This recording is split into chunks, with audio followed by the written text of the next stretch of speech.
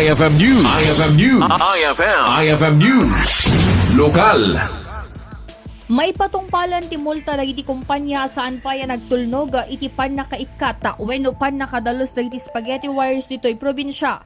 Inlawlawag ni Bukal Hanson Chua, umuna nga aldaw nga agmultan to ragituyen no saan da pa nga nagdalos aging gana Agosto 28 dagiti kumpanya ang maduktalan anan compliant.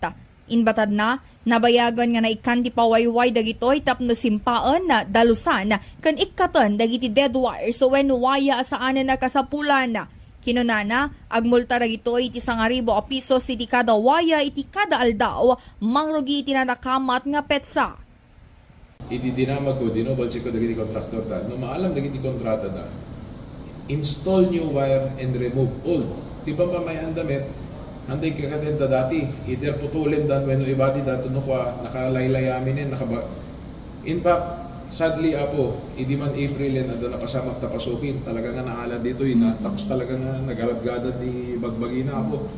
Ket in resolution pa iti pasukin nga tulungan tayo kuma nga ma-full force dito anti-spaghetti wire tayo. Ket isumet tiket tayo but sadly medyo nabayag ti pinaggargaraw da ngamin eh.